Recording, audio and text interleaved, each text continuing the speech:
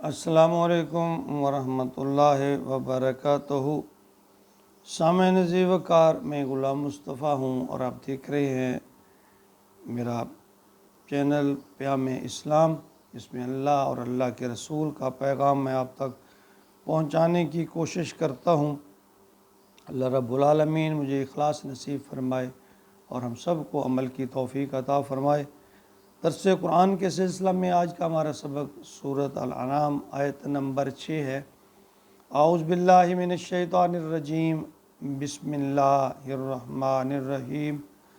الم یروا کم اہلکنا من قبلہم من قرن مکناہم فی الارض ما لم نمکن لکم وارسلنا السماء علیہم مدرارا وجعلنا الانہار تجری من تحتہم فَأَهْلَكْنَاهُمْ بِذُنُوبِهِمْ وَأَنشَأْنَا مِن بَعْدِهِمْ قَرْنًا آخَرِينَ۔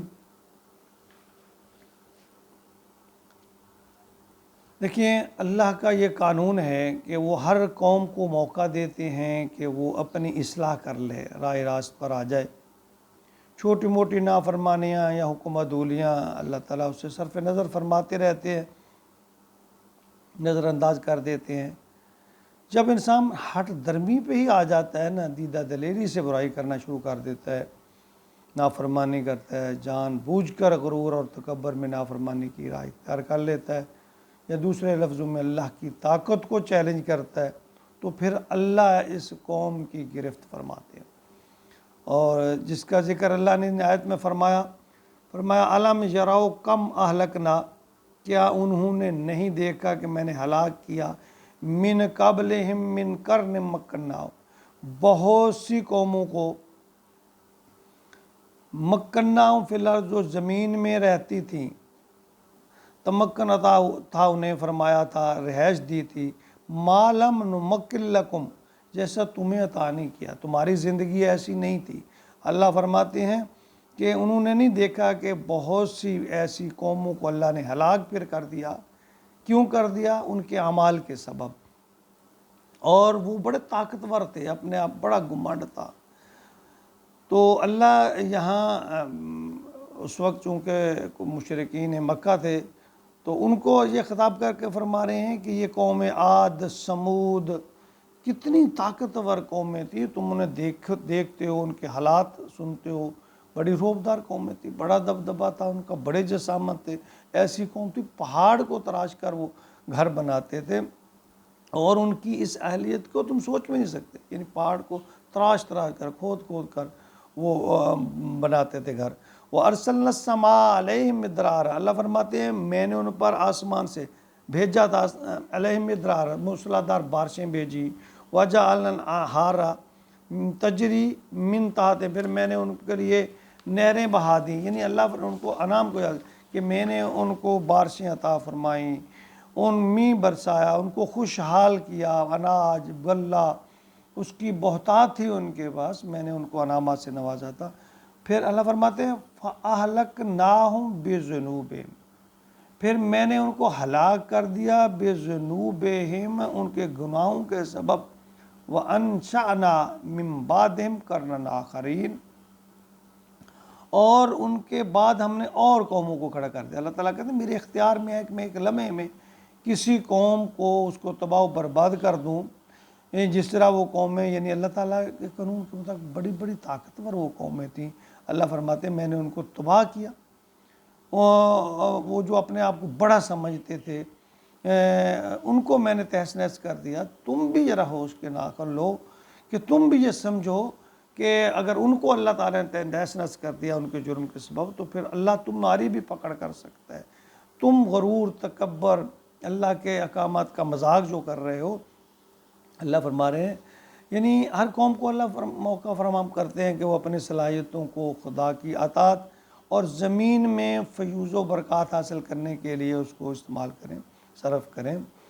اللہ تعالیٰ چھوٹی موٹی غلطیوں کو، کوتاہیوں کو، سستیوں کو معاف کرتے رہتے ہیں، گرفت نہیں کرتے، لیکن جب قوم گناہ یا معصیت میں خدا کے غضب کو دعوت دیتی ہے تو اللہ تعالیٰ پھر آنے بعد میں ان کو پکڑ لیتا ہے، صفحہ ہستی سے بٹا دیتا ہے۔ یا ان پر طرح طرح کے عذاب بھیج دیتا ہے۔ تو اس طرح پہلے گناہوں سے بچنے اور اپنی اصلاح کرنے کا موقع اللہ تعالیٰ ایک دفعہ فراہم ضرور کرتے ہیں۔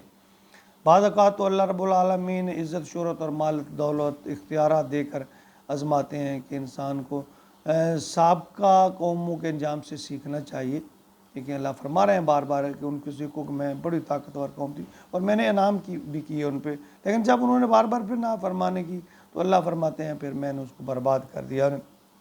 ہمارے ارد گرد کے ماحول میں بھی ہم نے سینکڑوں مثالیں دیکھی ہوں گی، ہمیں مل جائیں گی کہ جب انسان قوت، طاقت، دولت یا اقتدار کے نشہ میں آ کر جو نہ صرف اللہ کے احکامات کو دیدہ دنستہ اور دلیری کے ساتھ ان کی نافرمانی کرتا ہے، انکار کرتا ہے، بلکہ مخلوق خدا پر ظلم کرتا ہے، جبر کرتا ہے، شتر بے مہار کی طرح اور مست ہاتھی کی طرح انہیں رون دیتا ہے، تو پھر اچانک اللہ کی پکڑ آ جاتی ہے۔ وہی انسان بے بسی کی تصویر بن جاتا ہے، لوگوں کے لیے باعث عبرت بنا دیا جاتا ہے، پھر اس کو اور پچھتاتا ہے، لیکن اس وقت پچھتانے سے کوئی فائدہ نہیں ہوگا۔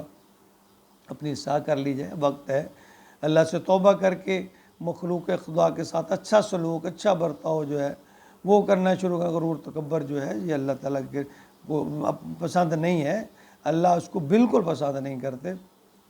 اللہ کو تو عاجزی پسند ہے، اور وہ جھک جانے والے کی قدر بھی کرتے ہیں۔ جو انسان جھک جاتا ہے نا، تو آج موقع ہے کہ اللہ کی طرف لوٹ آئے، کہ جب اللہ کی گرفت آ گئی تو پھر توبہ بھی قبول نہیں ہوگی۔ جب ایک عذاب آنکھوں سے دیکھ لیا، جس طرح جب موت آتی ہے، موت کا فرشتہ جب انسان دیکھ لیتا ہے تو پھر توبہ کے دروازے بھی بند ہو جاتے ہیں۔ تو اللہ کی نعمتوں کی ناشکری اور لذتوں میں، غفلتوں میں اور شہوتوں میں گرفتار ہو کر اللہ کے حکم کی نافرمانی یہ بغاوت ہے، تو اللہ تعالیٰ اسے پسند نہیں کرتے۔ اللہ تو پھر عبرتناک سزا دیتے ہیں، تو ہمیں چاہیے ہمیں اپنی اصلاح کر لیں۔ یہ اللہ تعالیٰ نے ہمیں موقع دیا ہے توبہ کر۔ دیکھیں اللہ کا تو بہت ہی آسان، اللہ نے کلیہ بنا رہے کہ توبہ کر لو پچھلے گناہوں سے۔ جب انسان ایک دفعہ صدق کے دل سے توبہ کر لیتا ہے تو اللہ اس کے پچھلے سارے گناہ جواب کر دیتے ہیں۔ حدیث مبارکہ میں جو توبہ سے گناہوں سے توبہ کرنے والا ایسے ہے جیسے اس نے گناہ کیا ہی نہیں۔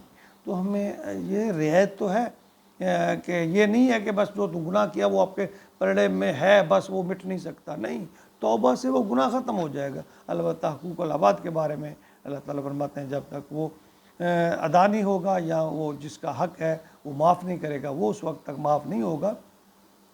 باقی جو اللہ کے ساتھ معاملہ ہے، اللہ فرماتے ہیں اگر انسان صدق کے دل سے، وہ کتنا بھی بڑا گناہ ہے، اب شرک سب سے بڑا گناہ ہے، اس کے بارے میں اللہ تعالیٰ فرماتے ہیں اگر انسان مرنے سے پہلے توبہ کر لے اور آئندہ کے لیے اس سے بچے تو اللہ تعالیٰ معاف فرما دیں گے۔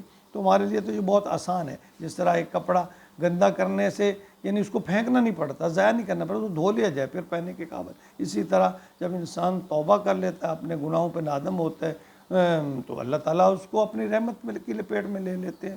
تو ہمیں چاہیے کہ ہم اپنے گناہوں پر شرمندہ ہو کر، موقع دیا اللہ نے، توبہ کر لیں، معافی مانگ لیں اور آئندہ کے لیے اپنی اصلاح کر لیں۔